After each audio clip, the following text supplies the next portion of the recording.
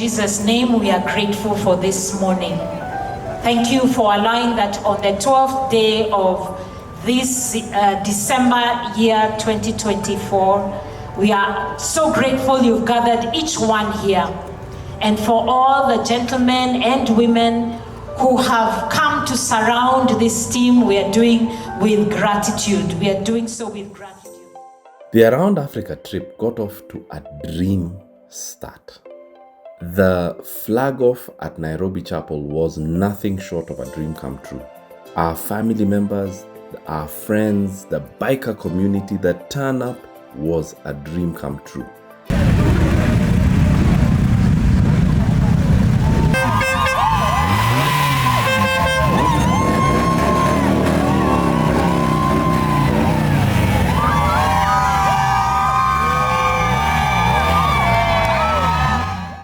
The escort that the bikers gave us got us to the border, and when we got to the border, we were in the highest spirits ever. Team Moyale! Team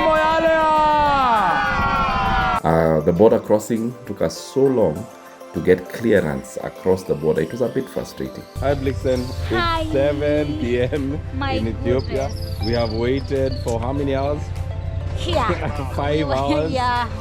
to be cleared. We are now just about to be cleared. There is still, hopefully, we're still on hopefully mode. I think it kind of, quenched our spirits in a sense.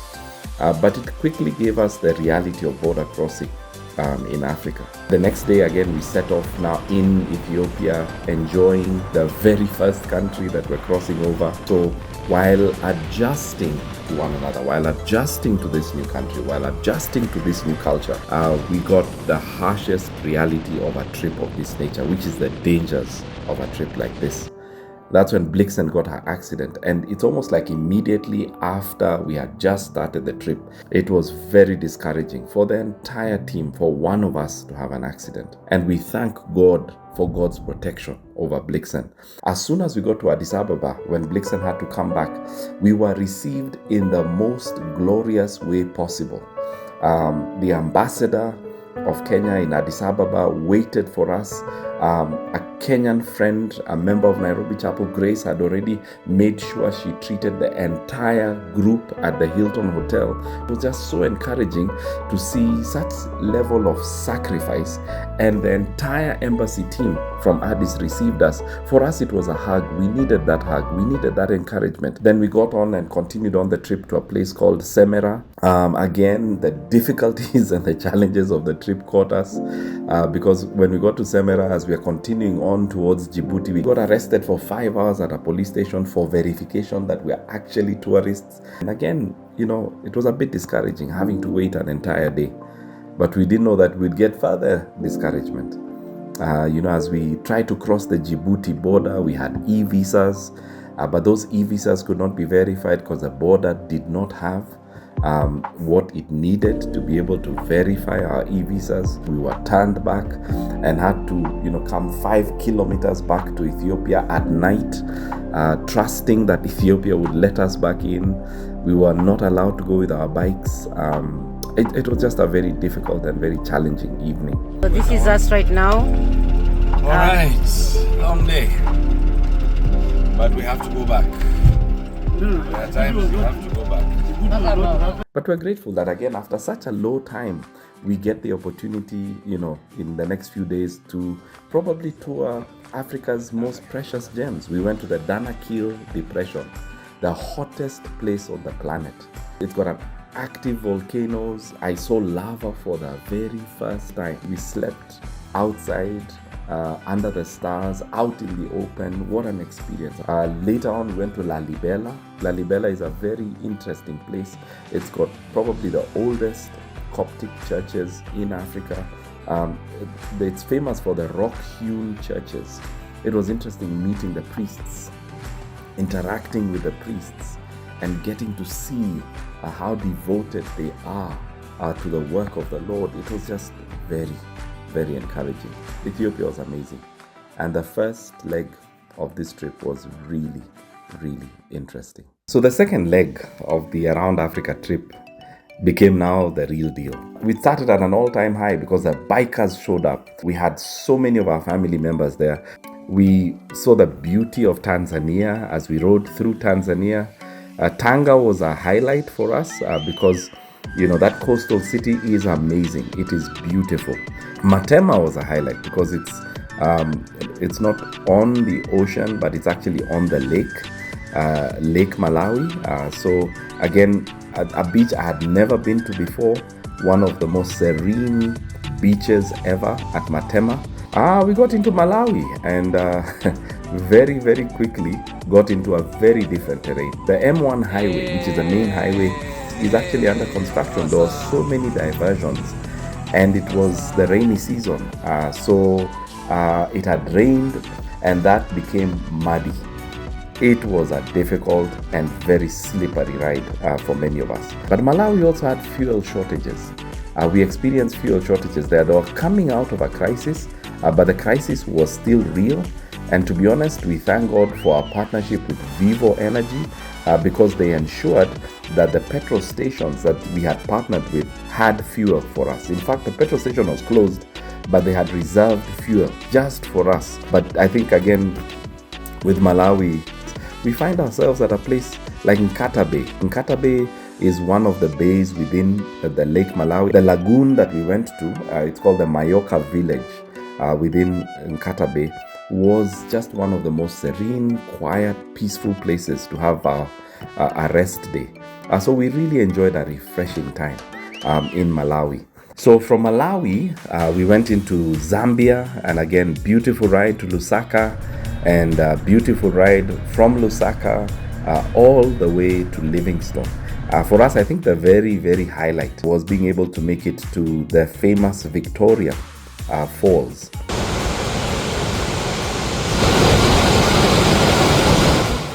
So from Victoria Falls, we got into Zimbabwe. The ride from Victoria Falls to Bulawayo, which is the city we're going towards, took us through beautiful farmlands. Again, beautiful, beautiful.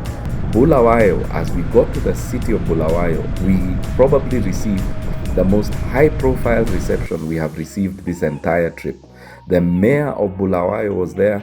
The minister for provincial affairs for that particular region was there. The Kenyan ambassador to Zimbabwe was there. They received us at the town hall. There were many people ready to celebrate and rejoice with us, and it was just such an honoring and such a special highlight of the trip. Later on, we crossed into Botswana from Bulawayo. The border crossing into Botswana was our most pleasant crossing. Botswana has impeccable systems. We crossed in record time, and within 15 minutes, we had crossed into Botswana. In fact, the team looked at each other after 15 minutes and said, is there a place we've not gone? Is there a stage that we have not, crossed? But again, after that hill, after that high mountain, came another valley because one of our bikes now broke down. The front tire gave way. We tried to repair that front tire, and we learned a lesson that in life, there are limits. We have limits. We can only do so much. But guess what? After that deep valley of waiting to see how we can be able to sort out this problem, guess what? There's a pickup right there where we broke down on the side of the road. And there's a gentleman called Karabo who offered to carry that bike all the way to the next town. Wow. Good job, guys. Very impressive. And when we get to the next town, we get another pickup that is ready to carry, the bike all the way to the capital city of Botswana. And when we go to Gaborone, we realize that God has our backs, because there is a biker from South Africa called Buto who offered to ride all the way from Johannesburg to Gaborone and delivers not one tire, but he brought 3 tires so that we can have a choice from the 3. I mean, it's just amazing how God works, and again assures us that He's got our backs. Actually, there are no words. Actually, brought you 3 tires. You can choose one. Oh, wow. Let's see the tears. Let's see the tears. So anyway, we fix the tire and ride all the way from Botswana. We go to Pretoria, met the Kenyan embassy in Pretoria, very pleasant time meeting the Kenyan community there, and then rode through South Africa from Pretoria because we were trying to get into Eswatini. It was a very wet ride. We were rained on heavily, hailstones. We were hit by hailstones. It was so painful on our bodies because they are big boulders. But the ride was okay. We rode through, went to Swaziland, beautiful country, beautiful landscapes, and we really enjoyed Eswatini. We rode through, Durban and went into Lesotho. Lesotho was another highlight. As we got into Lesotho, it's the kingdom in the sky. For us, it was being able to go to the beautiful waterfalls in Lesotho. Maletsunya Falls, iconic falls, being able to see these falls. And then back into South Africa, the garden route is an amazing route. To ride down, we rode from Port Alfred all the way down to Cape Town, riding along the ocean. But the highlight again for us was reaching the southern tip of Africa, Cape Agulhas. That was the highlight for us in this particular leg. It was again the destination for this leg. Again, it was such a point of celebration for the team after going through such challenge and difficulty, but also beauty and diversity. The third leg of the Around Africa trip took us north of Cape Town, heading towards the amazing country of Namibia. Just before we got into Namibia, we stayed at a town called Springbok. Beautiful town, but it included a sandy ride to the campsite. And that's where, one of us got their first accident in sand. And it was almost like, for us, kind of a preparation. It was, kind of an orientation to sand because this particular leg had many sandy patches that we'd have to go through and a few off-road sections. As we got into Namibia, we experienced probably our highest temperatures. The temperatures went up to 40 degrees, 41 degrees, sweltering heat. And even if, as you're riding, it's like there's a hot fan blowing, at you. But before we got to Windhoek, we stopped at a town called Keetmanshoop. And something very significant happened. One of the bikers called Walter hosted us. He's from the Christian Motorcycle Association. And he spent time to bless our bikes. That was really special. There's another spiritual experience that happened to us as we approached, Windhoek, is we went through a town called Rehoboth. For me, that was very significant because I was actually going through the scriptures on my audio Bible. And as we approached Rehoboth, I was at the part of scriptures where God mentions Rehoboth in the Bible. And I stopped there. It was not a coincidence, but it's like God assured us that Rehoboth simply means a spacious place. And God gave us, that word as a team, that God is leading us to a spacious place. So that was really special. And then Windhoek, again, we got received so well by the Kenyan embassy in Windhoek. There was even a flag off organized for us by the entire Kenyan embassy team. We went towards the west to a place called Swakopmund, and then later on to Walvis Bay. Again, the Namib Desert, being able to see now desert climate for real. Dune 7 in Walvis Bay was a highlight. Seeing one of the highest dunes in Africa, one of the highest sand dunes in Africa, that was a definite highlight. So we rode through Namibia, got into Angola. Our highlight in Angola was in the capital city of Luanda. We met a biker group called the Nomadas. These guys are crazy as bikers. We loved their camaraderie. They withheld nothing from us. And the Nomadas, these guys are crazy. We went to the north of Angola, and as we're exiting, because of the sensitive situation in the Democratic Republic of Congo, we decided not to go through the DRC. It meant that we needed to ship our bikes on a ferry so that we can get to the Republic of Congo. Adi, that's the face of a worried man. Have you ever seen a troubled man? He's like, why is there such a discussion about my bike being aircraft? But there we go. There goes Queen Nandi, Queen herself, embracing her prowess. Look at that beautiful sunrise photo. And look at the owner. He can't even watch. She can't. I think he's crying right now. And there goes the queen. She's used to battle. She's used to battle. Look at that beautiful photo. And then from Soyo, we rode to Point Noir, got into the Congo.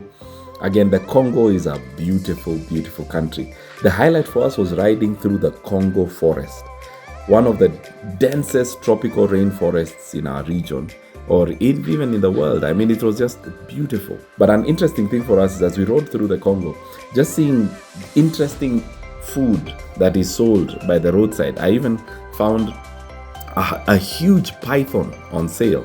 We found large moles or rats. And then we got into Cameroon. Because of our, e-visa, we had to actually visit the airport in Douala to be able to get a sticker placed on our passport. So that was a unique experience. But in Cameroon, for us, the traffic in Yaoundé and Douala was crazy. And navigating that traffic was very, very difficult.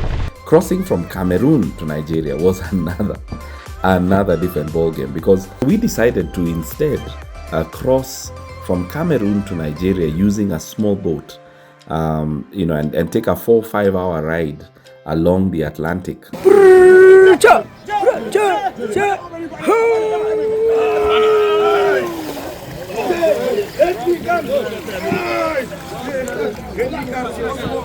But that was not easy. Sitting on the boats and being bumped up and down as you ride on the Atlantic, it was a scary experience.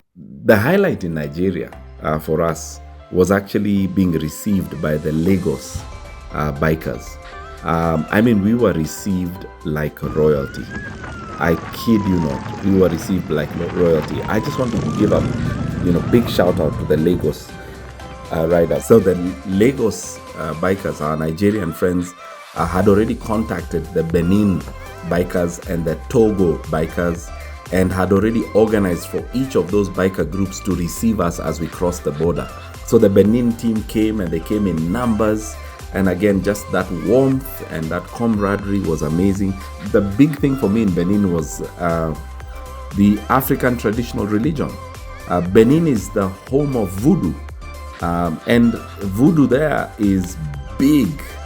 And just being able to see the reality of voodoo, the reality of African traditional religion, and how established it is, the temples that are there. Then we went into Togo, and again, hosted very well in Togo by the Togo bikers. We crossed over from Togo now into Ghana. Ghana for us gave us a journey into history. Being able to visit the Elmina Castle, being able to visit several other castles that are famous for slave trade in the western coast was very significant. Then we crossed over to the Ivory Coast. The city of Abidjan was my surprise. This is probably one of Africa's most beautiful cities. Then we went to the central part of the country to visit Yamoussoukro, the city, and to be able to go to probably the largest church in the world, even bigger than the Vatican, and just being able to visit the church was key, that cathedral. But it's also a place where we got a few technical hitches. One of us got a puncture. There is a community there that does it well. And we found, local artisanship that does it in a local way, that is providing local solutions to problems. And it was very interesting to see them do it their own way. Then from there, we went into Sierra Leone and Liberia.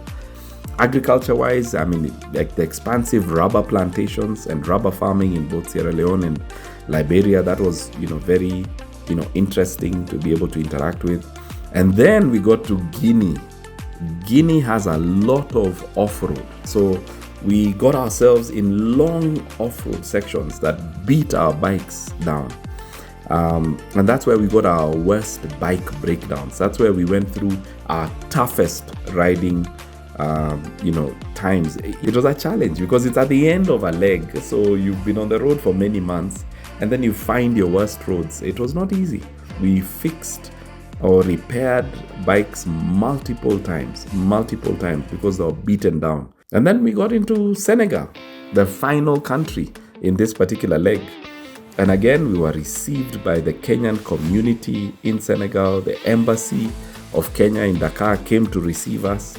And the highlight was Senegalese bikers. We were given a presidential escort into Dakar. The next day, they took us to visit the Pink Lake. We even went to a superbike race with them, and they chaperoned us the entire time we were there. Again, the highlight of being in Dakar, in Senegal, was visiting the westernmost tip of Africa. And being able to go to the westernmost tip and being able to be at Cape Al-Mahdi and to see that westernmost point of Africa was a highlight for us. Huge milestone. God had truly taken us to the westernmost tip. At the end, we had to ship 4 bikes back to Kenya, and then 1 bike continued for the final leg of this trip, leg 4. So after Senegal, I rode all the way to the border of Senegal and Mauritania, looking forward to get into the next country, which is Mauritania. But after, doing visa clearances, we got a challenge in customs, because apparently in Mauritania, they only admit vehicles that are registered in Europe, America, etc., outside Africa, and only 3 African countries, which is their neighbors, Senegal, Mali, and Morocco. And they couldn't allow us to be able to cross in a Kenyan bike because it's African registered, and it didn't make sense. Unfortunately, I had to be turned back and referred to the main border to see if it's possible to be able to cross, but I had already consumed the visa, the single entry visa that I had. And it took me 3 weeks to get this visa approved. So the wait began, and that waiting period was not easy. It was probably the lowest moment of the trip. I had to reapply for a Mauritanian visa, and I had to go back to the town I was in previously in Senegal, called St. Louis, and waited. But by God's miraculous hand, the visa was granted within a week. And I managed to be able to go towards the main border, which is the Rosso border, to be able to cross into Mauritania. They gave me only 48 hours in Mauritania, a passavan that would only last 48 hours, and to be able to proceed into Morocco. Hi guys, welcome to country number 24, Mauritania. I'm finally in Mauritania. Now the lower part of Morocco used to be Western Sahara. It's under Moroccan territory. It's now Moroccan territory. And I didn't understand the extent of this conflict. I realized the extent of this conflict as I was crossing. Guess what? I was almost denied entry because on my bike. The map of Africa that was on the branding on my bike included Western Sahara. Now that's a region that is now in Morocco. It's Moroccan territory. And when they saw that, when the police saw that, they said no way. So I had to cut out, as you can see, I had to cut out that section of the map if I was to be given entry. But riding through Morocco was very pleasant. Beautiful, riding through the desert along the Atlantic Ocean. The only parts of Morocco that were difficult for me was the sandstorms and the wind that would blow hard and the sand that would hit at me. That was not easy at all. And riding along the Atlantic would just, immediately make it worthwhile to have gone through the storm itself. And then making it to Casablanca and later on to Rabat, which was really the destination for me in this particular leg, was making it to the Kenyan embassy in Morocco, which is in Rabat, and being received by the Kenyan embassy so well that had facilitated my crossing into Morocco. It was a beautiful experience to be able to celebrate with Kenyans in Kenyan, territory, in a foreign land. Then later on, I had to ship my bike back from Morocco because the land border between Morocco and Algeria is closed. So crossing from Morocco to Algeria is not possible. So I flew from Morocco to Tunisia because the ultimate goal of this particular leg was to reach the northern tip of Africa. And being able to be at Cape Angela, the northern tip of Africa, and being able to see that huge map of Africa, the monument that is at the northern tip of Africa, that was surreal, that was significant, that was iconic. And then later on, being able to set foot on the northern tip of Africa, again, that was special. This trip has been special.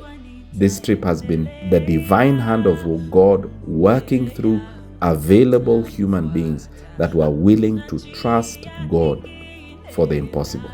It has been a historic trip, but this historic trip has been the evidence of the powerful hand of God and the working of God through ordinary men and women that allowed God to guide them around Africa on motorcycle. Life is a journey. We all have to start somewhere. We all need a helping hand to be who we are meant to be. This boy is in school today. This girl is in school today because of the Logos Scholarship Fund, who educates for life and eternity. The Logos Endowment Fund is an initiative to be able to create financial sustainability for a scholarship that has been running for over 15 years, that has educated over 1,000 students. But our desire is to establish a fund that can educate into posterity. So join us on a journey around the continent of Africa to help hundreds of children achieve their potential. We are inviting you to partner with the Logos Endowment Fund by giving your donation to the paybill number 8060305. Thank you. May God bless you.